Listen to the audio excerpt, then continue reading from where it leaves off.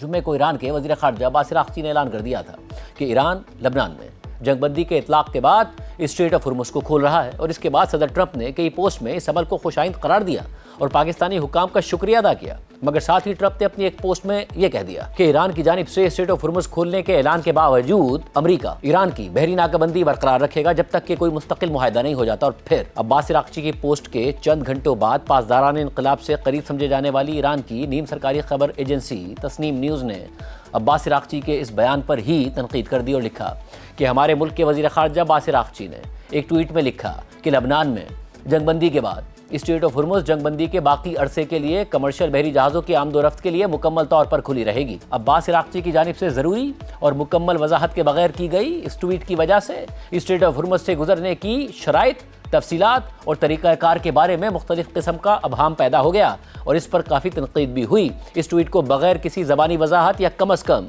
مناسب تحریری وضاحت کے شائع کر دینا مکمل بے احتیاطی کے مترادف ہے۔ تسنیم نیوز نے مزید لکھا کہ یہ واضح ہے کہ وزارت خارجہ کو یا تو اس قسم کے رابطے کے طریقے پر نظر ثانی کرنی چاہیے یا سپریم نیشنل سیکیورٹی کونسل کا سیکریٹریٹ اپنی ذمہ داری پوری کرے، اور اسے چاہیے کہ وزارت خارجہ سمیت بعض اداروں کے لیے ایک زیادہ مربوط اور بہتر نظام قائم کرے اور ان کو کنٹرول کرے۔ جو ٹویٹس حکام شائع کرتے ہیں چاہے وہ انگریزی میں ہی کیوں نہ ہوں، صرف غیر ملکی حکام ہی نہیں دیکھتے بلکہ ایران کی عظیم قوم بھی اپنے انقلابی فریضے کے مطابق پوری طرح صورتحال پر نظر رکھتی ہے۔ اس خدا کی رہنمائی والی قوم میں کسی بھی قسم کی بے چینی یا مایوسی پیدا کرنا سیاسی گناہ اور قومی وحدت میں خلل ڈالنے کے مترادف ہے۔ اور پھر یہ خبر سامنے آئی کہ پاسداران انقلاب نے اعلان کر دیا ہے کہ وہ امریکہ کی بحری ناکہ بندی کے ختم ہونے تک اسٹریٹ آف ہرمز کو نہیں کھولیں گے، اور پھر ہفتے کو پہلے یہ رپورٹ سامنے آئی کہ پاسداران انقلاب نے اسٹریٹ آف ہرمز سے گزرنے والے ایک بھارتی کمرشل بحری جہاز پر فائرنگ کی ہے، اور پھر متعدد دیگر بحری جہازوں پر حملوں کی رپورٹ سامنے آئیں، اور پھر اتوار کے دن